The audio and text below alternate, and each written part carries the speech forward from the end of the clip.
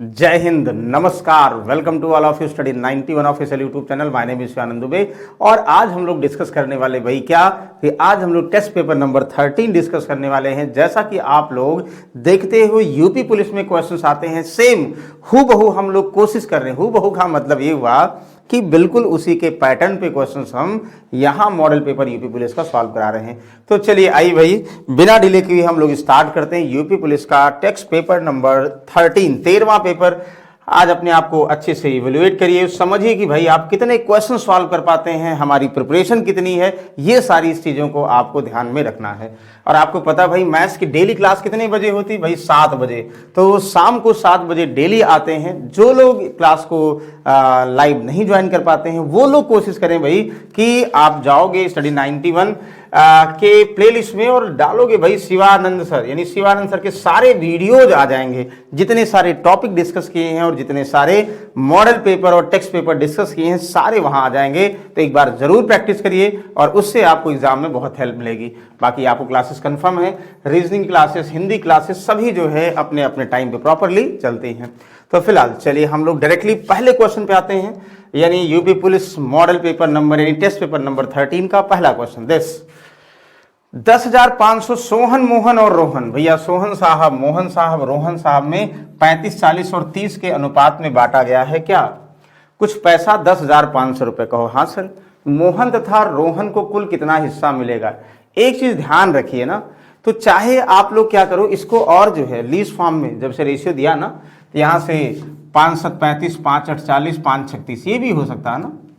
यानी जो रेशियो दिया है ये अगर अपने लीस्ट फॉर्म में नहीं है तो चाहो तो कट कर सकते हो। हम ये नहीं करें जरूरी है, चाहो तो ये भी लीस्ट फॉर्म में कर दो कि 5 7 35, 5 8 40, 5 36, यानी 7 8 6 बोलो या 35 40 और 30 बोलो, दोनों में कोई फर्क नहीं पड़ेगा। कहोगे हाँ सर, चलिए यही बोलते हैं। अब ये समझोगे भाई कि 7 भाग सोहन को और 8 भाग मोहन को, 6 भाग रोहन को, तो कुल भाग कितना हुआ? 8 7 15 और 6 21 भाग, टोटल 21 भाग का मतलब 10,500 रुपए ना। तो आपको पूछा जा रहा मोहन तथा रोहन का कुल हिस्सा। भाई मोहन तथा रोहन का, तो भाई पहला जो है सोहन है और फिर जो है क्या है मोहन साहब है और फिर रोहन साहब है।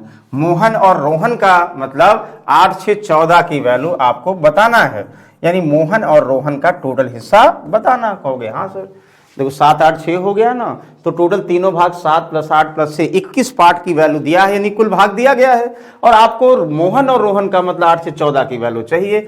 सुनहरे अक्षरों में सॉल्व कर दो। 21 पंचे 105, 14 पंचे 70। कहोगे सर 7,000, बिल्कुल आंसर, यानी 7,000 option number 3 is the correct answer. बताइए किसी को डाउट है? तो कितनी बार आप लोग रेशियो में प्राइस का, इनकम का, वैल्यू का डिस्ट्रीब्यूशन कर चुके हो? वही सेम क्वेश्चन है। कहोगे यस सर। चलिए अगले क्वेश्चन की तरफ चलते हैं। बिल्कुल आसान, पहले आप लोग ध्यान से देखिए और ओरल सॉल्व कर सकते हैं। किसी संख्या के में उसका 30% घटाने पर प्राप्त संख्या 256 है, तो वह संख्या क्या है? वाह भैया, भाई लेट नंबर जब परसेंटेज की बात करेगा तो संख्या क्या है हमें नहीं पता भैया।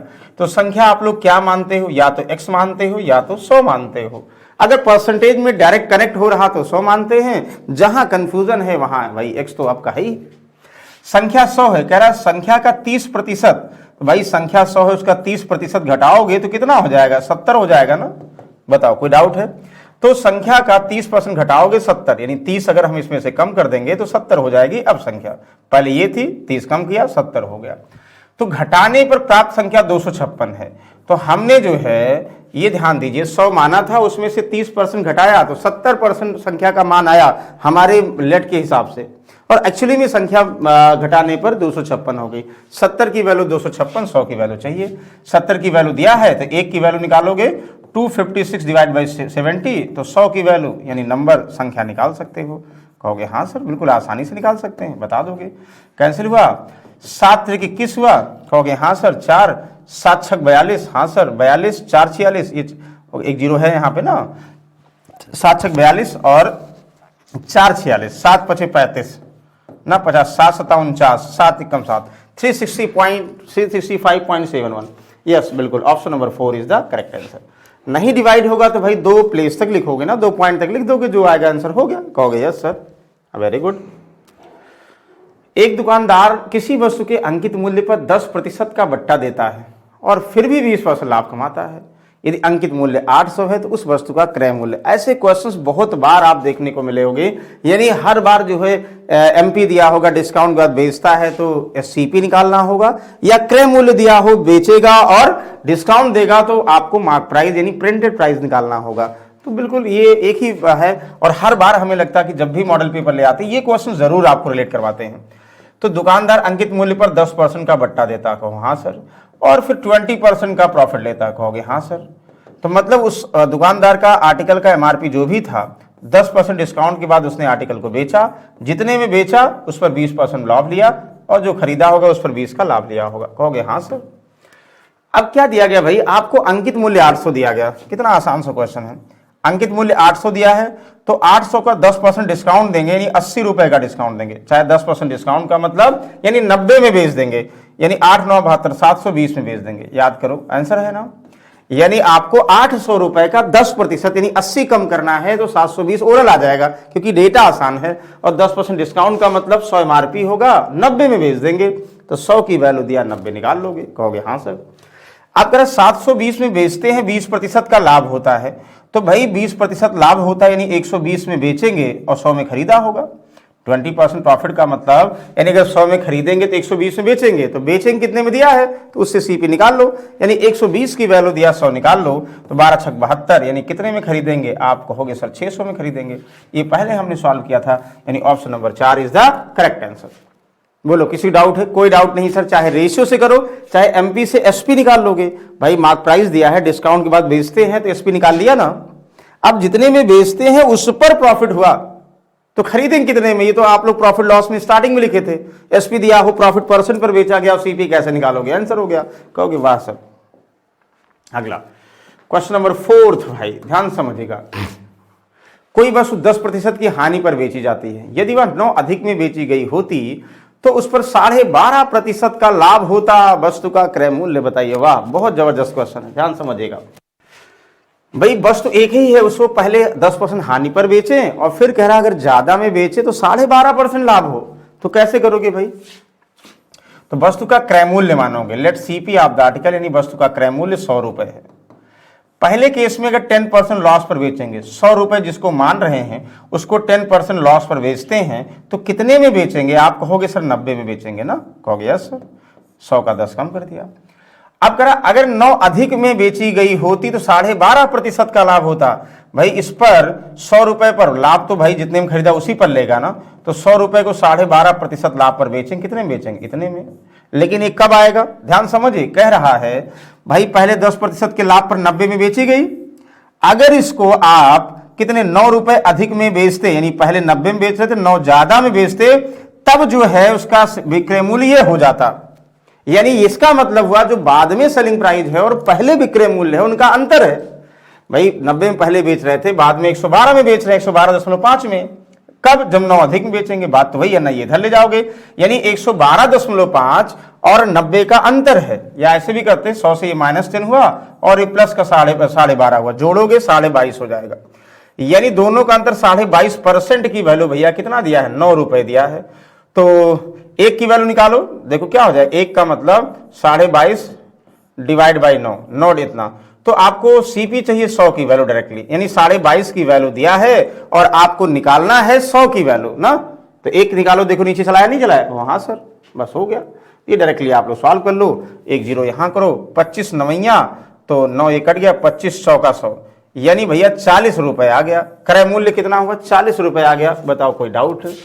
कहो सर ऐसे क्वेश्चन आपने प्रॉफिट लॉस में बहुत सारे कराए थे, मतलब ये बिल्कुल डायरेक्टली कि पहले बेचते हैं फिर ज्यादा में बेचें तो प्रॉफिट हुआ, ऐसे क्वेश्चन बहुत कराए थे ना, कहोगे यस सर। चलो इस क्वेश्चन की तरफ चलते भाई। एक रेलगाड़ी 800 मीटर और 400 मीटर लंबे 2 पुलों को 100 सेकंड और 60 सेकंड पार करती। रेलगाड़ी की लंबाई, वाह भाई वाह। तो यहां देखिए डायरेक्टली लंबाई नहीं निकाली जा सकती, इसलिए 2 केस है यहां पे। एक रेलगाड़ी 800 मीटर और 400 मीटर लंबे 2 पुलों को, 800 मीटर 400 मीटर 2, एक रेलगाड़ी वही है। अगर एक ट्रेन जो है पहले 800 मीटर लंबे 2 पुलों, यानी 800 मीटर लंबे पुलों को पार करती, फिर 400 को पार करती। हमें पता जब रेलगाड़ी किसी पुल को पार करेगी तो डेफिनेट अपने रिलेटिव डिस्टेंस यानी अपनी लंबाई प्लस ट्रेन की लंबाई, रेलगाड़ी की लंबाई के बराबर दूरी जाएगी, यानी ट्रेन की लंबाई और रेलगाड़ी की लंबाई के बराबर दूरी जाएगी। कहोगे हाँ सर बिल्कुल। तो 60 सेकंड पार करती है रेलगाड़ी की लंबाई। एक चीज ध्यान दो, रेलगाड़ी वही है। कहोगे हाँ सर, जब रेलगाड़ी वही है इसका मतलब हुआ कि और भी आप लोग बोल सकते हो कि 800 मीटर को 400 मीटर, यानी 800 को पार करती है 100 सेकंड में और पार करती 400 मीटर को पार करती है कितने, 60 सेकंड में। दोनों का लंबाइयां तो सेम होगी, हम डायरेक्टली कर सकते थे। तो 400 मीटर पार करती है 10 सेकंड में, 40 सेकंड में, लेकिन चलो कोई बात नहीं। हम ये समझेंगे कि दोनों केस में ट्रेन की चाल बराबर होगी। पहले केस में तो चाल का मतलब दूरी बटा समय, यानी 800 मीटर के लंबे पुल को पार करेगी तो ट्रेन 800 मीटर लंबे पुल प्लस अपनी लंबाई बराबर दूरी कितने सेकंड में, 100 सेकंड में पार करती, ये ट्रेन की चाल। दूसरे केस में ट्रेन 400 मीटर लंबे पुल को एल कितने सेकंड में, आप कहोगे सर 60 सेकंड में पार करती, यही तो हुआ। चाल बराबर कर देंगे भाई, दोनों पुलों को पार करने में क्या ट्रेन की स्पीड अलग अलग होगी, वही तो होगी, बराबर कर दिया। अब आपको समझना इक्वेशन कैसे आएगा। देखो 1 0 कैंसिल हुआ, यहां से 2 पंचे 10 हुआ, 2 तिहाई 6 हुआ, क्रॉस मल्टीप्लाई कर दो तो 8 3 2400 ना, और प्लस 3L और 5 चौक 20 2000 प्लस 5L, ये इधर जाएगा ये इधर आएगा, यानी 400 इक्वल टू कितना हुआ, 2L हुआ, L इक्वल टू कितना हुआ 200, यानी ट्रेन की लंबाई भैया 200 आ गई डायरेक्टली, यानी 200 मीटर आंसर। बताइए किसी को कोई कंफ्यूजन है। कहोगे सर कोई कंफ्यूजन नहीं था, बिल्कुल आसान था, बस थोड़ा सा हमें इसको समझना था ना भाई। 800 और 400 मीटर अलग अलग पुल को पार कर रही है, अलग अलग टाइम दिया है, तो आपको कंफर्म है भाई चाल तो सेम होगी, चाल बराबर कर दो बेसिक से, ऐसे करो नहीं तो लॉजिकल करो। बताएं समझ में आया, यस या नो, जल्दी से बताओ भाई।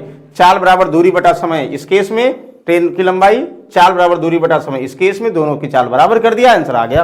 कहोगे यस, तो बाकी कंफ्यूजन नहीं करते ये तरीका, चलो ठीक है। अगला देखो भाई, किसी खेत को 2/5 भाग को ए 6 दिन में जोत सकता है, उसी खेत के 1/3 भाग को बी 10 दिन में जोत सकता है। वाह भाई, ए और बी दोनों मिलकर उस खेत के 4/5 भाग को कितने समय में जोत सकते हैं। वाह भाई वाह। एक चीज ध्यान दो, पहले ये भाग अलग अलग है, भाग उसके लिए है जब आप लोग जो है रेशियो से सॉल्व करते थे, लेकिन हमने पूरा क्वेश्चन आपको जो टाइम एंड वर्क डिस्कस किया है वो एलसीएम मेथड से डिस्कस किया है। तो उसके लिए आपको पूरा पूरा भाग पहले निकालोगे दोनों के लिए, और फिर जितना भाग कहेगा उसको कनेक्ट कर लोगे। कैसे भाई, एक खेत का 2/5 भाग 6 दिनों में, तो एक भाग कितना 6 इंटू 2/5 या 5/2 हो जाएगा, यानी 2 तिहाई 6 3 5 15। हम बोल सकते हैं सर ए जो है पूरे खेत को 15 दिनों में जोत सकता है। कहोगे यस सर, यही 2/5 को 6 दिनों में, तो एक भाग को कितने दिनों में, यानी एक भाग को क्या करोगे ज्यादा दिन में, उल्टा हो जाएगा, यानी उल्टा 5/2 से मल्टीप्लाई करोगे, इतना आ जाएगा। बी 1/3 भाग को 10 दिनों में, तो पूरे भाग को कितना 3 से गुणा कर दो। कहोगे बी भाई 30 दिनों में, इसका मतलब 10 तिहाई 30 दिनों में। तो ए जो है पूरे भाग को 15 दिनों में, बी पूरे भाग को कितने दिनों में, 30 दिनों में करता है। या तो हम दोनों के लिए 4/5 भाग का अलग अलग दिन निकाल लें, फिर डायरेक्ट आ जाएगा, और चाहे यहां से करो। देखो ऐसा नहीं है तरीका, और भी तरीका है। जैसे हमने कहा पूरे खेत को इतना, तो 4/5 भाग को कितने दिनों में, पूरे खेत को इतना, तो 4/5 भाग को, मतलब आप चाहो कि दोनों को 4/5 भाग करना है, तो हम यहां 15 ना लिख के ऐसे कर दें भाई, एक भाग को कितना 15 दिनों में, तो 4/5 भाग को कितने दिनों में, 5 तिहाई 15 3 चौक 12 दिनों में। यानी हम ये भी कह सकते हैं कि भाई ए भाई साहब 4/5 भाग 12 दिनों में जोत सकते हैं, बी भाई साहब पूरे खेत को 30 दिन में जोत सकते हैं, तो 4/5 भाग जोत सकते हैं, 5 छक 30 6 चौक 24 दिनों में जोत सकते हैं। कहोगे हाँ सर, बस रेट कर दो, यानी एलसीएम कितना हुआ, यानी 24 हुआ, तो 12 दुनाई 24, 2 काम एक दिन में हमारे ए साहब करेंगे, एक काम बी साहब करेंगे। तो ए और बी अगर मिलकर करेंगे, याद रखिए ए और बी मिलकर अगर करेंगे तो कितना समय लेंगे, तो भाई 24 अपान कितना हुआ, 2 और 1 3, 3 और 24, भाई 8 दिन लेंगे। बताओ कोई डाउट है, कोई डाउट नहीं सर। तो लेकिन हम ये क्या कर रहे हैं, हम पहले ही निकाल लें भाई कि भाई ए ने, ये एलसीएम मेथड तभी फॉलो होगा जब ए बराबर काम करे, बी बराबर काम करे और उतना ही दोनों मिलकर कितने समय में करेंगे। तो हमें ए के लिए 2/5 भाग 6 दिनों में करता है, जाहिर सी बात है, तो 4/5 उसका 2 गुना और यानी 12 दिन में करेगा। बी जो है 1/3 10 दिनों में, तो कुल काम 30 दिनों में, तो 4/5 भाग 24 दिनों में, तो दोनों मिलकर 4/5, तो हमें कुछ करना नहीं पड़ेगा। यानी ए ने अकेले 4/5 भाग कितने दिनों में जो था 12 दिनों में, बी ने 4/5 भाग 24 दिनों में, तो दोनों मिलकर 4/5 भाग ही आएगा, तो निकाल सकते हो। कहोगे हाँ सर, क्या और कोई तरीका है? बिल्कुल, पहले एक एक भाग निकाल के बाद में दोनों के लिए एक भाग करते और फिर 4/5 से गुणा कर देते, तब भी आ जाता। कहोगे हाँ सर, वेरी गुड। इसको बताइए, तो आपको बहुत बार ये पेट क्वेश्चन है यूपी पुलिस का, बहुत बार डिस्कस किए, याद करिए। एक छात्र को परीक्षा में पास होने के लिए 40% अंक की आवश्यकता है। वो 30% पाता है, 80 अंकों से फेल हो जाता है। हमें ये पूरा उम्मीद है, पूरी उम्मीद है ये क्वेश्चन किसी को डाउट नहीं होगा, क्योंकि बहुत आसान है। कैसे? देखो, परीक्षा में पास होने के लिए हम बोलते अधिकतम अंक, मैक्सिमम मार्क्स, अगर हम बात करें अधिकतम अंक मैक्सिमम मार्क्स 100 मान लें, तो 100 का 40% पास होने के लिए चाहिए। 100 में 40 अंक ये पास होने के लिए चाहिए। कहोगे हाँ सर। एक लोग कुल का 30% लाया और 80 अंक से फेल हो गया, यानी 80 जोड़ दो, पास करा दो। मतलब पास होने के लिए 40 चाहिए और 30 लाया है, यानी 10% से फेल हुआ, और कह रहा 80 अंक से फेल हुआ। तो चाहे ऐसे करो भाई, पास 40% चाहिए, 30% लाया, 10 से फेल हुआ, तो भाई 80 से फेल हुआ, 80 जोड़ दोगे तो पास हो जाएगा। तो ये भी पास और पास परसेंटेज निकाल लोगे भाई, इधर आओगे, कहोगे 10% का वैल्यू कितना 80 हो जाएगा, एक की वैल्यू सर 1% की वैल्यू 8 हो जाएगी, तो 100 की वैल्यू, अधिकतम अंक की वैल्यू 100 से और गुणा कर दो सर, 800 हो जाएगा। एक लाइन का आंसर है भाई। बताइए, कोई डाउट है? कोई डाउट नहीं, बिल्कुल इजी क्वेश्चन था, आसानी से बता सकते थे। बोलो, कंफर्म है? Yes, very good. चलिए अगले क्वेश्चन तरफ चलते हैं। देखिए, आप टेस्ट पेपर में बिल्कुल टाइम नहीं गवाइए, कमेंट में बस हाँ एक बार लाइक कर दीजिए भाई, लाइक शेयर कर दीजिए, सबको बुला लीजिए, लेकिन और किसी चीज में टाइम मत गवाइए। क्वेश्चन देखिए, सॉल्व करिए, आंसर मैच करिए। कोई धनराशि 8% चक्रवृद्धि वार्षिक ब्याज की दर से 2 वर्षों में इतना हो जाती है, धनराशि क्या है? जिनको बेसिक से करना है, देखो बेसिक से यूपी पुलिस वाले भाई हो सकता है बेसिक भी पढ़े हों, तो ये कर रहे हैं कि a = P1 + R/100⁴n, यानी चक्रवृद्धि ब्याज में ये फॉर्मूला होता है ना कि a का मतलब मिश्रधन, p का मतलब मूलधन, 1 + R/100⁴n ये होता है। कहोगे हाँ सर, बिल्कुल। और अब देखो 2 वर्षों में इतना हो जाती है कि कोई धनराशि चक्रवृद्धि ब्याज की दर से 2 वर्षों में इतना अमाउंट हो जाती है ना, तो आपको बताना है कि मूलधन क्या है। तो एक तो यहां पे डायरेक्टली आप अमाउंट दिया है, प्रिंसिपल निकाल लोगे वैल्यू पुट करके। क्या दूसरा तरीका कोई है? हाँ सर। जब रेट ऑफ इंटरेस्ट दिया भाई, बहुत सारे तरीके हैं। Rate of interest 8% per annum दिया, ध्यान समझिएगा, और टाइम दिया है आपको 2 वर्ष दिया है। तो आप लोग अगर प्रिंसिपल लेट करते हो 100 रुपए, यानी 100 रुपए मान लो मूलधन है, 8% चक्रवृद्धि वार्षिक ब्याज की दर से 2 सालों में कितना ब्याज मिलेगा और कितना अमाउंट हो जाएगा बता दो। तो ये तो चाहे जैसे करोगे भाई, पहले साल 8% मिलेगा और दूसरे साल 8% तो मिलेगा और प्लस 8% का 8% और जोड़ दो, क्योंकि दूसरे साल पहले साल के ब्याज पर मिलेगा। या 8% रेट ऑफ इंटरेस्ट 8 हो, 5 हो, 10 हो, इसके लिए क्या करते हो भाई? हम लोग, कुछ लोग ये भी ट्रिक फॉलो करते हैं, 2 साल के लिए फिक्स होता है, पहले 8 का स्क्वायर कर देंगे 64 हुआ, और इसका 8 का दोगुना कर देंगे 16, यानी ये होगा। बात तो वही है भैया, नेट चेंज से करते हैं, नहीं पहले साल 8%, दूसरे साल 8%, 8 + 8, 8 × 8 / 100, यानी कि 100 रुपए है, 8% रेट ऑफ इंटरेस्ट से 2 साल का ब्याज निकालना है, तो 16.64 होगा। कहोगे हाँ सर। तो जब ब्याज पता हो गया, मूलधन पता है, तो अमाउंट क्या होगा इसमें, यानी 100 मूलधन और प्लस हमने 16.64 ब्याज निकाला, यानी 116.64 हमारा अमाउंट हुआ। अच्छा, जब अमाउंट हो गया तो अमाउंट की वैल्यू दिया है, प्रिंसिपल निकाल लो। बताओ, यही करेंगे? जरूरी नहीं है तरीका, बहुत सारे तरीके हैं। अच्छा, एक तरीका ये भी है, ध्यान दीजिएगा, वही बताते हैं। रेशियो से करो, 8% की वैल्यू फ्रैक्शन में करो। जैसे 100 रुपए पर एक साल में 8 रुपए लग रहा है, वैसे 4 × 2 = 8, 4 × 25, यानी 25 रुपए पर एक साल में 2 रुपए ब्याज लग रहा है। तो क्या करना है आपको कि आप 2/25 यानी 25 मूलधन हुआ, 2 ब्याज हुआ, यानी 27 अमाउंट हुआ। ऐसे कर सकते हो, बताइए। तो 25 मूलधन हुआ, 2 ब्याज हुआ, कितने, 27 अमाउंट हुआ।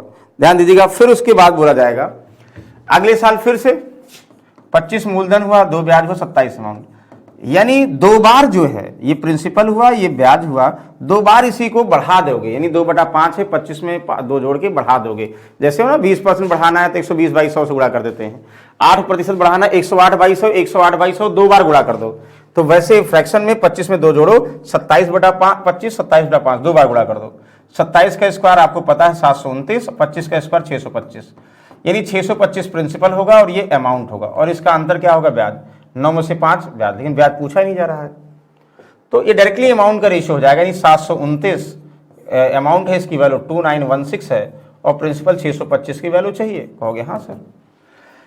यहां से देखो 9 चौक 36, 4 बार जाएगा, 4 बार जाएगा, और 6 चौक 24, 2500 का 100 यानी 2500 ये भी हो गया। मतलब जब आपको डायरेक्टली दिया हो किसी रेट ऑफ इंटरेस्ट से 2 साल में अमाउंट हो गया, या जो है ब्याज हो गया, या प्रिंसिपल दिया है, तो आप क्या कर सकते हो, एक तरीका हुआ रेट ऑफ इंटरेस्ट से। प्रिंसिपल 1 मान लो, 1 पर 2/25 अगर ब्याज लगेगा, यानी 25 मूलधन 2 बार, यानी 27 अमाउंट। अगले साल भाई अमाउंट पर ब्याज लगता है, तो ये अमाउंट पर जो है ब्याज लगेगा 2/25, तो अमाउंट कितना हो जाएगा, यानी उसी को जो है बढ़ा देते हो 2/25 2 बार। बढ़ाने के बाद नीचे वाली वैल्यू प्रिंसिपल, ऊपर वाली अमाउंट, और अमाउंट दिया है तो प्रिंसिपल निकाल सकते हो। ये भी आंसर है। और चाहे डेसिमल्स में देखो, यानी 116.64 की वैल्यू दिया, 100 निकाल लो तब भी आंसर आ जाएगा। यस, इसको बताओ भाई। 6% वार्षिक ब्याज की दर से 10 वर्षों में 120 साधारण ब्याज के रूप में प्राप्त होते हैं। मूलधन कितना है, वाह भाई वाह। मूलधन का फॉर्मूला आप लोग कंफर्म, अगर ब्याज दिया होता तो साधारण ब्याज गुणे 100 अपॉन रेट इनटू टाइम, एक लाइन का आंसर है भाई। तो बेसिक से कर लो, चाहे वैसे कहोगे साधारण ब्याज 10 वर्षों में 120 रुपए साधारण ब्याज प्राप्त होता है। वाह। रेट ऑफ इंटरेस्ट कितना, 6, और समय कितना, 10। कहोगे सर एक लाइन का 6 दुनाई 12, यानी कितना हुआ, 200 रुपए से 200 रुपए पर इतना। और चाहे ऐसे करो, एक साल में सर 6% ब्याज मिला, तो 10 वर्षों में कितना मिला, 60% ब्याज मिला। तो 60% ब्याज मिला, 60% की वैल्यू 120, तो मूलधन कितना होगा सर, मूलधन आपका 200 रुपए होगा। ये भी तो है, चाहे ऐसे करो चाहे ऐसे कर दो। बताइए कोई डाउट है। यानी आपको ब्याज दिया है, समय दिया है, और रेट ऑफ इंटरेस्ट दिया, प्रिंसिपल चाहिए, तो चाहो डायरेक्ट फॉर्मूला निकाल लो, चाहे ऐसे करो कि मनी हम 100 मानते हैं, तो एक साल में 6% ब्याज होगा, 100 पर 6 रुपए, तो 10 सालों में 60% होगा। यानी 100 अगर हम जमा करेंगे, 60 रुपए ब्याज देना पड़ेगा या मिलेगा। तो ब्याज दिया गया है 120, 60 की वैल्यू 120, तो 1 की वैल्यू 2 हुआ, तो 100 की वैल्यू निकाल सकते हो। कहोगे यस सर वेरी गुड, निकाल सकते हैं भाई, और निकाल लिया, क्या बात है। इसको देखो, एक लाइन का आपको पार्टनरशिप डिस्कस किए थे ना भाई, 2 और 3 दोनों में, दो में बताया था कि अगर 2 लोग किसी बिजनेस में साझेदार हैं, तो पहला व्यक्ति जितना मनी जितने टाइम के लिए, दूसरा व्यक्ति जितना मनी जितने टाइम के लगाएगा, वही उसके प्रॉफिट का रेशियो होगा भाई। एक ये था डायरेक्ट वाला। दूसरा ये था, अगर 3 लोग ABC जो है यहाँ बिजनेस माल होते हैं, A ने C1 कैपिटल, B ने C2 कैपिटल और C ने C3 कैपिटल लगाया, जितने समय के लिए लगाया इसने अलग अलग समय हो सकता है और सेम टाइम हो सकता है। यानी C1 T1 कैपिटल टाइम, दूसरे कैपिटल टाइम, तीसरे का कैपिटल टाइम ही इसके प्रॉफिट का रेशियो होगा। याद है आप लोगों को? अगर याद हो तो देखो, नहीं याद है तो भाई आप जाइएगा और उस पर सर्च करिएगा क्या कि भाई पार्टनरशिप बाई शिवानंद सर, जो आपके सामने हाजिर हो जाएंगे। क्या पार्टनर, साझेदारी, पार्टनरशिप साझेदारी, उसमें बेसिक से सारी चीजें बताया भाई। पार्टनरशिप बाई शिवानंद सर के नाम से आपका प्लेलिस्ट मिल जाएगी, वहां पे जाएंगे, बिल्कुल आपको जो है पार्टनरशिप का बेसिक और बहुत सारे अच्छे अच्छे क्वेश्चंस मिलेंगे। फिलहाल हम इस पे आते हैं। देखो कह रहा कि भाई ABC 3 साझेदार हैं जो 3800 रुपए, बहुत कम निवेश करते हैं भाई, 3800 रुपए और 4000 रुपए और कितना 4200 रुपए। नोटबंदी के बाद इनके पास भी पैसे की कमी हो गई, इसलिए कम निवेश कर पा रहे हैं, 3800 रुपए निवेश कर पा रहे हैं। 3800 A साहब ने निवेश किया और 4000 B साहब ने और 4200 रुपए C साहब ने निवेश किया। कहोगे यस सर निवेश किया। तो ये कह रहा है कि 1800 के लाभ में टाइम नहीं दिया, इसका मतलब तीनों का समय बराबर है। तो भैया डायरेक्टली रिलेट कर लोगे, यहां से 2 से डिवाइड होगा, 2 19 ना, 2 से 2 20 और 2 से 2 21, यानी the ratio of their profit. जब समय बराबर है, जो इन्वेस्टमेंट का रेशियो है वही प्रॉफिट का रेशियो है, यानी ये प्रॉफिट इसका, ये बी का और ये सी का। आपको दिया है भाई कि टोटल प्रॉफिट 1800 रुपए है, और आपको पता टोटल यानी ए का 19, बी का 20 और 21, यानी 21 और 19 40 और 20 60 प्रॉफिट, यानी कुल प्रॉफिट 60 है, तो 60 की वैल्यू 1800 दिया है, तो बी को मिलने वाला लाभ भैया 20 है, तो 20 बी का भाग निकाल लोगे, 20 तिहाई 60 कर दो और 3 छक 18 कर दो भैया, 600 रुपए। 1800 रुपए में 600 रुपए सिर्फ और सिर्फ आपके बी साहब को मिलेगा। बताओ समझ में आ रहा है? आपको पता है समय बराबर है, तो जो निवेश का अनुपात होगा वही लाभ का अनुपात होगा ना सर? बिल्कुल। अब आपको निवेश का अनुपात दिया नहीं, लाभ का अनुपात दिया, टोटल लाभ 1800 दिया है, तो लाभ का अनुपात 19 21 और 20 है, तो 19 21 40 और 20 60 की वैल्यू 1800, एक की वैल्यू 30, तो आपको 20 की वैल्यू 600। वाह, बहुत अच्छी बात है। आई होप सबने सॉल्व कर लिया होगा इसको, वेरी गुड। एक तो यह, अब एक चीज ध्यान दो, ये तो आपने सॉल्व कर लिया। जब भी आप लोग क्वेश्चन सॉल्व करते हो, आप लोग देखते हैं ना कि जैसे मान लीजिए हम डिस्कस कर रहे हैं, आपको समझ में आ रहा होगा, सारा क्वेश्चन सॉल्व कर पा रहे होंगे, लेकिन जब स्पीड टेस्ट में देखोगे, थोड़ा सा जब एग्जाम देने बैठते हो तो नर्वस हो जाते हो। उस नर्वसनेस को दूर करने के लिए और अपने आप को सही दिशा में, यानी 100% श्योरिटी के लिए कि भाई एग्जाम में अगर क्वेश्चंस आते हैं हम टैकल कर ले जाएंगे, उसके लिए आप लोग टेस्ट सीरीज जरूर दीजिए। टेस्ट सीरीज जो है समझिए जैसे होता है ना, जैसे शरीर में आत्मा, वही हाल है। वनडे एग्जाम के लिए टेस्ट सीरीज देना मस्ट है, बिना टेस्ट सीरीज के जो है नहीं होगा। तो ध्यान देखिए, समझिएगा, टेस्ट सीरीज जो है अगर आपको देना है, कहां जाओगे आप? www.study91pro.com पर जाइएगा, वहां पे बिल्कुल आप जो है स्पीड टेस्ट दे सकते हैं, और भी कहीं से दीजिए, हमें नहीं कर रहे, इसी पर आइए, आप इवेलुएट करिए, समझिए, देखिए भाई लोगों से थोड़ा सा डिफरेंट बनाने की कोशिश की गई है। डिफरेंट का मतलब बिल्कुल एग्जाम मतलब ऐसा नहीं कि हम टफ क्वेश्चन को रिलेट कर रहे हैं। हम अगर यूपी पुलिस का मॉडल पेपर पढ़ा रहे हैं तो हमें पता होना चाहिए भाई यूपी पुलिस का लेवल क्या होता है।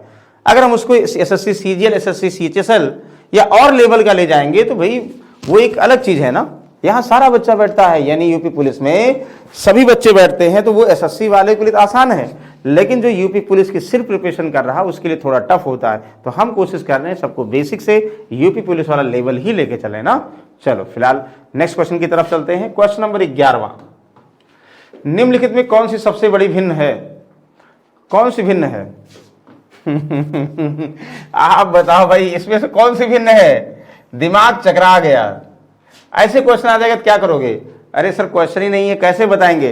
तो कुछ लोग जो है कि देखेंगे, हम जान के इसको देखो, जो देखेंगे क्वेश्चन क्या है, आसपास देखेंगे, ये गलत है वो गलत। अरे भैया, जब भी गलती से एग्जाम में गलती से मिसप्रिंट हुआ वाला क्वेश्चन आ जाए या कोई एरर क्वेश्चन आ जाए, तो पहले आप अपना टाइम नहीं वेस्ट करना है, पहले आप क्वेश्चन सॉल्व करने में ध्यान दीजिए, उसको स्किप करिए, उसको स्किप करिए। जब आपके पास लास्ट में टाइम बचता है, लास्ट मिनट में नहीं लास्ट में टाइम बचता है, तब इस पे जिरा करिए, क्योंकि आपको सिलेक्शन लेना है, राजनीति नहीं करनी। ध्यान दीजिएगा।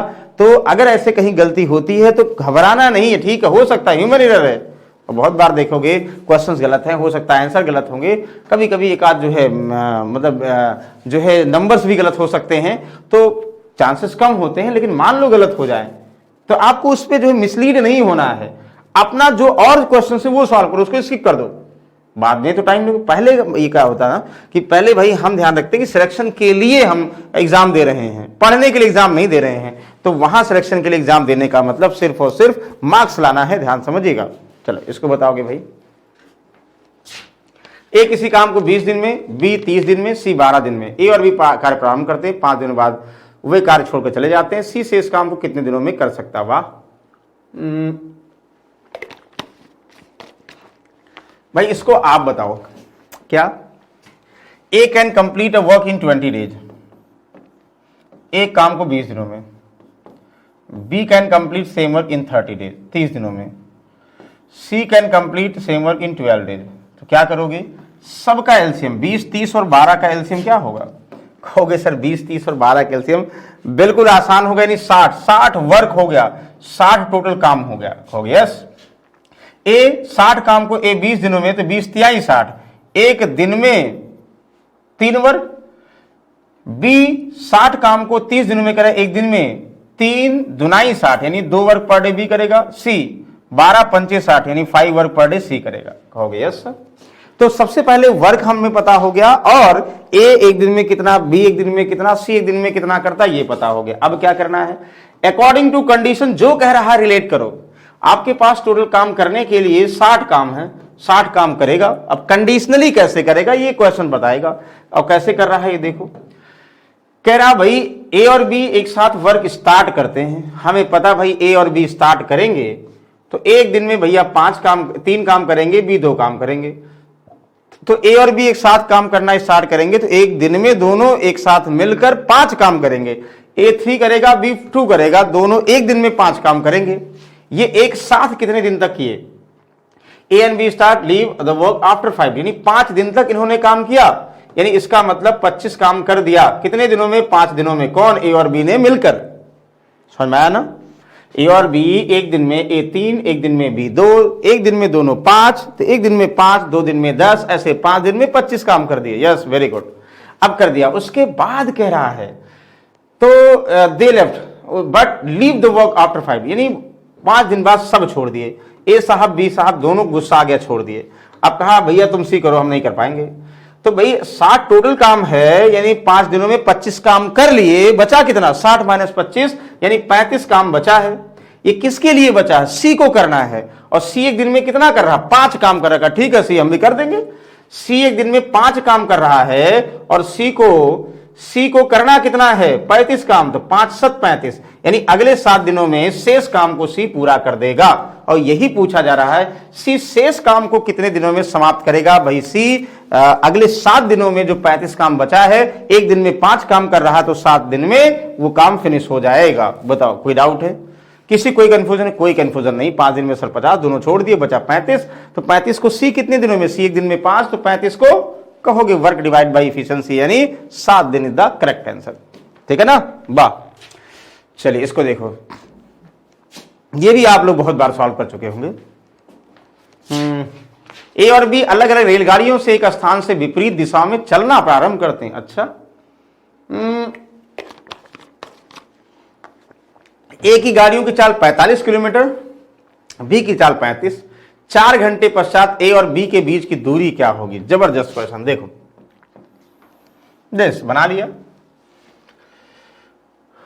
ए बी यानी ए और बी अलग अलग रेलगाड़ियों से एक स्थान से विपरीत दिशाओं में चलना प्रारंभ करते हैं। तो ए की चाल 45 किलोमीटर प्रति घंटे जो बी की तरफ चलता है। कहो हाँ सर। बी जो है 35 किलोमीटर प्रति घंटे की चाल से किसके तरफ चलता है, ए की तरफ चलता। ठीक है, कहोगे यस। तो कह रहा 4 घंटे के पश्चात ए और बी के बीच की दूरी होगी। आप बताइए नहीं, 4 घंटे पश्चात ए और बी के बीच की दूरी कितनी होगी। तो इसका मतलब 4 घंटे ये भी चला, 4 घंटे ये भी चला, तो कितनी दूरी चल लेंगे ना। तो ये रिलेट कर लो, हम ये बता सकते हैं भाई ये 4 घंटे ये चलेगा तो 45 चौका कितना हुआ, 180। हाँ सर, यानी 180 किलोमीटर चल लेगा 4 घंटे में। ये 35 × 4 तो 3500 का कितना हुआ, 3500 का 140 हुआ, 140 ही। हाँ सर, ठीक है। तो 140 किलोमीटर बी चलेगा और 180 किलोमीटर ए चलेगा।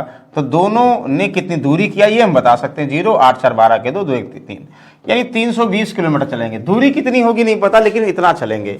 चाहे इसको ऐसे करो, चाहे अपोजिट डायरेक्शन में एक दूसरे, विपरीत दिशा का मतलब एक दूसरी तरफ आ नहीं रहे, जा रहे हैं, उल्टा जा रहे हैं। ठीक है, चाहे जैसे समझिए, मतलब 4 घंटे ए को चलना, 4 घंटे बी को चलना है, तो उनके बीच की दूरी बढ़ेगी ना। ऐसे जा रहे हैं, हम ध्यान नहीं समझे, ऐसे जा रहे हैं। यहां से चलते इधर, ये इधर चलते हैं। तो ये 45 चाल से 4 घंटे में इधर, 4 घंटे में इधर, यानी चाहे ये भी कर सकते हो 45 और 1 घंटे में दोनों मिलकर 45 और 35 कितना हुआ, 80 हुआ। 80 किलोमीटर रिलेटिव स्पीड होगी तो 4 घंटे में कितना जाएंगे, तो 8 × 32 320 किलोमीटर हो जाएंगे। बस भाई अपोजिट डायरेक्शन में रिलेटिव स्पीड क्या होगी, जुड़ती है ना, यानी 1 घंटे में उनके बीच की दूरी 80 किलोमीटर होगी। तो 4 घंटे में 8 × 32, और चाहिए समझिए 4 घंटे ये चलेगा, 4 घंटे ये चलेगा, दोनों की टोटल डिस्टेंस जो दूरी बच जाएगी ये हो जाएगा। कहोगे यस सर। समीकरण को हल करने के लिए उपयुक्त विकल्प क्या है। ये क्या हो गया भाई, कलर रेड कलर से, इसको तो हमने एक ही किया था, ये तो 2 हो गया। समीकरण ही नहीं है तो हल करने का उपयुक्त विकल्प क्या होगा या, चलो कोई बात नहीं भाई, अगले क्वेश्चन की तरफ चलते हैं। 3 अंकों की सबसे बड़ी संख्या ज्ञात कीजिए जो 35 से पूर्ण रूप से विभाज्य है। कितनी बार आपको बताया भाई, 2 अंकों की सबसे बड़ी संख्या 99, 3 अंकों की, 4 अंकों की, 5 अंकों की, 6 अंकों की, 7 अंकों की, 8 अंकों की, ये कह रहा ना। मतलब बड़ी से बड़ी संख्या ये हुआ। तो 35 से पूर्णतः विभाजित हो जाते, डिवाइड कर दो भाई ना। 3 अंकों की सबसे बड़ी संख्या ये हुआ। अब इसमें 35 का जो टेबल जाएगा, जो संख्या डिविजिबल हो जाएगी 1 सर। और कैसे करते थे, तो 35 दुनाई 70 ना, यहाँ 70, 9 हुआ, 9 7 गया 29, यहाँ 99। 35 का लगभग कितना गुना, तो 9 गुना देखो, अगर 35 का लगभग 9 गुना हुआ तो 9 पचे 45, 9 त्रिक 27 और 4 31, 315, 8 गुना होगा। 8 बार जाएगा, 8 पंचे 40, 8 त्रिक 24, 4 28, 280 8 गुना हुआ। 9 1 19 रिमाइंडर, यानी 19 रिमाइंडर बच रहा है। अगर 19 नहीं बचता तो पूरी संख्या कट जाती। इसका मतलब जो 35 से कटने वाली संख्या है वो क्या है भाई, 999, इसमें से 19 घटा दो तो कहोगे हाँ सर 980।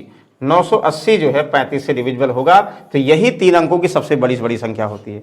मतलब आप क्या करते हो, जैसे हम बोलते 2 अंकों की सबसे बड़ी संख्या क्या है, जो 15 से विभाजित हो जाए, तो 15 का जितनी बार टेबल चला जाए, 15 छक्का 90, ओरल बता दोगे 90। वैसे ये भी कह रहा है कि या इसको देखोगे, जैसे 15 छक्का 90 ही तो करोगे, 15 छक्का 90 बचा कितना 9, जो रिमाइंडर बचता है, यानी अगर वो नहीं बचेगा तो पूरी संख्या कट जाएगी। तो वैसे तो 3 अंकों की सबसे बड़ी संख्या ये हुआ। 35 से कटने वाली 35 से भाग करो, भाग करने के बाद जो रिमाइंडर बच रहा है, यानी रिमाइंडर नहीं बचाओ, नंबर में से रिमाइंडर घटा दो, तो इसका मतलब 19 जब हटा दोगे तो 980 एग्जैक्टली 35 से कट जाएगी। कहोगे वाह सर, ये तो हम एलसीएम एचसीएफ में बहुत बार सॉल्व कर चुके हैं। Very good. चलिए क्वेश्चन नंबर 16 की तरफ चलते हैं भाई। एक वृत्त की परिधि 3/4 एक आयत की लंबाई के समान है। आयत की चौड़ाई वृत्त की त्रिज्या को 2/3 है। परिधि इतना सेंटीमीटर। बस खिचड़ी पका दिया है आपको पता भाई। ध्यान दीजिएगा, अगर आप बात करो आयत की, आयत और सर्कल दो चीज का जिक्र किया गया है। आयत की लंबाई के बराबर होगी, चौड़ाई के बराबर होगी, ये पता है। इसका पहला फॉर्मूला परिमाप क्या होगा, सबको पता भाई। आयत के बारे में बात करेंगे, परिमाप 2 लंबाई प्लस चौड़ाई। इसका क्षेत्रफल क्या होगा सर, लंबाई गुणे चौड़ाई। अच्छा, इसका जो है डायगोनल क्या होगा, डायगोनल का स्क्वायर लंबाई स्क्वायर प्लस चौड़ाई स्क्वायर के बराबर होगा, ये पता है। अगर ये डायगोनल हुआ तो ये हुआ, यानी diagonal equal to √L² plus B²। हाँ सर। सर्कल की बात करें भाई, वृत्त क्या होता है, वृत्त का मतलब यानी सेंटर केंद्र मान के एक चारों तरफ चली गई दूरी सर्कमफ्रेंस होगा, जो कि फार्मूले में 2πr होता है। यानी एक चक्कर में चली गई दूरी ही क्या होती है, परिधि होती है। त्रिज्या अगर r है तो परिधि का मतलब सर्कमफ्रेंस। क्षेत्रफल सबको पता है, इसका वृत्त का क्षेत्रफल क्या होगा भाई, πr²। अब पाई की वैल्यू अपने हिसाब से 22/7 रखो, या डेसिमल्स में दिया हो तो ऐसा रखोगे। फिलहाल चलो अब हम पढ़ते हैं। 3/4 of the circumference of a circle is equal to the length of rectangle. भाई यानी आयत की लंबाई L मान लिया, कह रहा है एक वृत्त की परिधि का 3/4 जो परिधि होगी, वृत्त की परिधि 2πr, रेडियस नहीं पता है, इसका 3/4, ध्यान समझिएगा, वृत्त की परिधि का 3/4 एक आयत की लंबाई के समान है। एक वृत्त की परिधि की 3/4 लंबाई के समान है। पहला इक्वेशन ये हुआ, यानी आयत की लंबाई बराबर वृत्त की परिधि का 3/4। समझ में आया? यस सर, बिल्कुल समझ में आया। चलो एक स्टेटमेंट ये हुआ, दूसरा पढ़ो फिर उसके बाद लेट करो। और आयत की चौड़ाई वृत्त की त्रिज्या की 2/3 है। भैया आयत की चौड़ाई वृत्त की त्रिज्या की 2/3 है, यानी ब्रेथ इक्वल टू, यानी चौड़ाई इक्वल टू 2/3 रेडियस, यानी त्रिज्या की 2/3 है। तो वृत्त की परिधि 264 है। तो इस आयत का क्षेत्रफल क्या है भैया, वृत्त की परिधि 264 डायरेक्टली दे दिया गया है, यानी वृत्त की परिधि 264 है, लंबाई परिधि का 3/4। तो 4 छक 24, 2 4 छक 24 और 3 छक 18, 3 छक 18 और 1 19। तो 198 मीटर। तो भैया क्या हुआ, 198 मीटर आपकी लंबाई हुई आयत की। परिधि का 3/4, परिधि दिया 3/4 कर लो, कहोगे हाँ सर। अब चौड़ाई चाहिए, रेडियस का 2/3 है, यानी रेडियस भी निकालना होगा। आप बताओ, यानी वृत्त की परिधि का फॉर्मूला 2πr होता है, जो 264 दिया है, तो रेडियस तो निकल आएगा ना, कहोगे हाँ सर। तो r इक्वल टू कितना हुआ 264, सॉल्व करो भाई sir. r equal to 264 divide by 2 into pi का मतलब 22/7, यानी 7 ऊपर जाएगा। सॉल्व करिए, 22 × 22 4, 22 दूना 44, 2 से 2 छक 12, 6 सते 42, यानी रेडियस इक्वल टू 42 मीटर है सेंटीमीटर, 42 सेंटीमीटर। आपको अगर परिधि दिया तो 2 पाई आर की वैल्यू दिया है, आर निकाल लिया 42 सेंटीमीटर। कहोगे यस सर आर 42 सेंटीमीटर आ गया। अब आर 42 आ गया तो चौड़ाई क्या है भैया 2/3, रेडियस यानी 42 का 2/3। कहोगे यस सर, 3 एकम 3 14, 14 दूना 28, यानी 28 सेंटीमीटर भैया लंबाई है। एक आयत की लंबाई 198 मीटर है, ये चौड़ाई सॉरी, और चौड़ाई 28 मीटर है, तो क्षेत्रफल क्या होगा भाई? क्षेत्रफल एरिया क्या होगा? आयत की लंबाई 198 मीटर और आयत की चौड़ाई 28 मीटर। सॉल्व कर दीजिए भैया। तो 198 यानी 8 28 64, लास्ट में 4 होगा, तो 4 में भाई 2 2 है, सब में 4 4 है। पूरा सॉल्व करें, या एक तरीका ये भी 198 को मल्टीप्लाई तो करना है। 198 को भैया क्या लिखोगे? कहोगे 198 को हम 200 - 2 कर सकते हैं, इसमें 28 से मल्टीप्लाई कर दें। कहो हाँ सर। तो कहोगे 28 दूना 56, यानी ये माइनस 28 दूना 56, यानी कहोगे 55,5544 है कहीं? हाँ 5544, ये option number 4 is the correct answer. आसान था। लंबाई इसका परिधि आपको दिया था, किसकी वृत्त की परिधि दिया है? परिधि दिया है तो लंबाई 3/4 यानी लंबाई आ गई।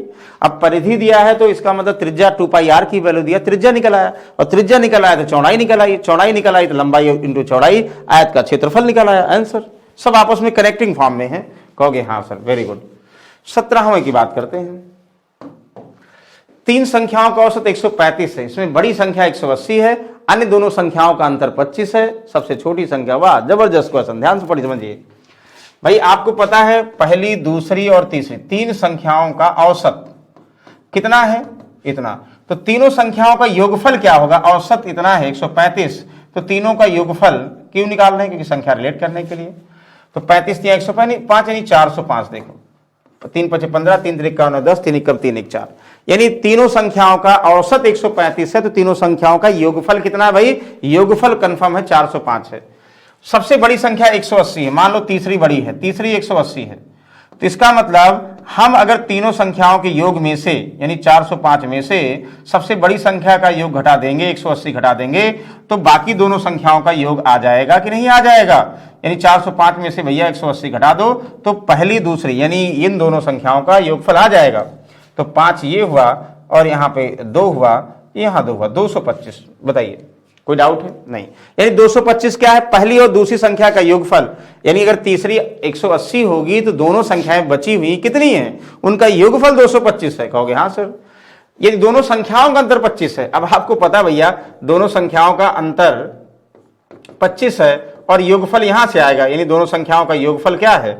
योगफल भैया 225 है। तो सॉल्व कर लो, तो कोई भी जोड़ोगे तो दोनों 2 फर्स्ट इक्वल टू कितना हुआ? जोड़ोगे 250 है कि नहीं? फर्स्ट इक्वल टू कितना हुआ? 250 डिवाइड बाई भैया 2, 125। क्या पूछा गया है? सबसे छोटी संख्या, यानी ये 125 हो गई। अब 125 ये हो गई पहली संख्या 125, और आपको पहले पता है पहली और दूसरी का सम इतना होगा, तो दूसरी कितनी हो जाएगी? तो भाई 125 घटा दोगे यानी 100 हो जाएगी। 100 दूसरी, यानी एक संख्या 100 है, दूसरी 125 है और तीसरी 180 है। तो आपको क्या पूछा जा रहा? सबसे छोटी भैया 100 होगी। तो कितना दिमाग लगा, इतना आसान है। 3 संख्याओं का औसत दिया है तो बड़ी संख्या दिया है और उन दोनों संख्याओं का अंतर दिया है, यानी 3 संख्याओं का एवरेज दिया है तो योगफल 405 हुआ, बड़ी संख्या 180, यानी बड़ी संख्या घटा दोगे बाकी दोनों संख्याओं का योगफल कितना? 225। इनमें 225 योगफल अभी नहीं कंफर्म कौन कितना है, लेकिन उन्हीं दोनों संख्याओं का अंतर 25 दिया है। तो अंतर करोगे तो इससे हम पहली दूसरी संख्या निकाल सकते हैं। हमने मान ली ये पहली संख्या निकाली, तो दूसरी क्या होगा? दोनों के योग में से घटा दो 100। तो इन तीनों में सबसे छोटी संख्या 100 है, इसका मतलब आंसर सही है। वाह बहुत अच्छी बात है। कहोगे वेरी गुड। 216, 288, 720 का महत्तम समापवर्तक कैसे बताए थे आपको भाई? 216, 288 और 720 का महत्तम समापवर्तक कैसे सॉल्व करोगे? एक महत्तम समापवर्तक निकालने का तरीका आपको बताए थे फैक्टर मेथड, लेकिन वो टफ था। डिवीजन मेथड वो भी हमने कहा नहीं अप्लाई करोगे। हिट एंड ट्रायल बताया था क्या कि जब भी महत्तम समापवर्तक निकालना है बिल्कुल फैक्टर नहीं करोगे, जो 2 संख्याओं में जिनमें सबसे अंतर कम होगा, जिनमें सबसे अंतर कम होगा वो लिखोगे। 288 216 का अंतर यानी 2 हुआ, और 8 से 1 7 72 हुआ। या तो 72 HCF होगा, यानी 72 से ये नंबर सारे डिविजिबल हो जा रहे हैं तो 72 ही HCF होगा, और नहीं तो इसका फैक्टर होगा सारा। तो देखो 72 का 10 गुना ये हुआ, 72 कितना हुआ, अगर आप 4 कर दो, 4 नहीं 8, 4 से 28 है। अच्छा ये कितना 4 है तो 3, 3 दुनाई 6, 3 7 21, यानी ये 72 से सारे नंबर्स कट रहे हैं, इसका मतलब 72 ही HCF होगा। एक लाइन का आंसर।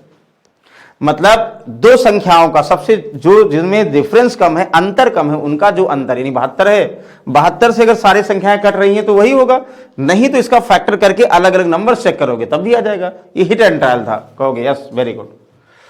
चलिए 300 का 25% का 20% क्या होगा? हमें लगता है सबसे आसान क्वेश्चन आज का लास्ट में मिला। 300 का मतलब इंटू 25%, यानी परसेंट का मतलब 1/100 ना, का मतलब इंटू 20% यानी 1/100। ये तो सॉल्व करना है। कहोगे हाँ सर कुछ नहीं करना सर, ये 0 कैंसिल हो जाएगा। हाँ सर 2500 का 100 हो जाएगा, 4 पंचे 120, 5 3 15, यानी 15 इज द करेक्ट आंसर। वाह इतना आसान है, ठीक है ना। जैसे सॉल्व करना, 2 0 कैंसिल हुआ, और यहां से 2500 का 100, 4 पंचे 20, 3 पंचे 15, एक लाइन का, यानी आप सेकंडों में बता सकते हो। बोलो कोई डाउट है? कहोगे नो सर कोई डाउट नहीं है। ओहो खत्म, 19 था। देखो जनरली पिछली बार जो है यूपी पुलिस में 19 ही क्वेश्चन आए थे, हो सकता है इस बार 20 हो जाए या 18 हो जाए, ये एग्जामिनर ही जानता कितने होंगे, लेकिन हम सारे टेस्ट पेपर में 19 क्वेश्चन के पैटर्न को लेके चल रहे हैं। तो आप लोगों ने, हमें उम्मीद है कि 19 में 19 क्वेश्चन बहुत सारे लोग सही किए होंगे। जल्दी से एक बार जो थम्स अप करके बताएंगे भाई कितने क्वेश्चन आपके सॉल्व हुए 19 क्वेश्चन में, किसमें डाउट है कमेंट करके वो भी बताइए। फिलहाल चलिए देखोगे, और देखिए भाई आप जो है जो सॉल्व कर रहे हो, हम टेक्स्ट पेपर करा रहे हैं, मॉडल पेपर करा रहे हैं यूपी पुलिस अकॉर्डिंग। उसके अलावा जिनको जो है हार्ड कॉपी में बुक चाहिए, वो इसमें 10 प्रैक्टिस सेट है, 5 सॉल्व पेपर, यानी एक का प्रॉपर सॉल्व करके आंसर बताया गया, वो एक बार जरूर परचेज करेंगे। इसमें डिफरेंट क्वेश्चन दिया है, यानी हम बुक वाला क्वेश्चन नहीं सॉल्व करा रहे हैं, अलग से सॉल्व करा रहे हैं जो यूपी पुलिस में आए हुए हैं ना। तो कोशिश करिएगा ये बुक परचेज कर लीजिएगा, और इसमें जो है आप बिल्कुल सारे क्वेश्चन मिल जाएंगे। और कोई भी डाउट है आप 7007345525 पर क्या करोगे, कॉल करोगे स्टडी 91 पर हेल्पलाइन पर।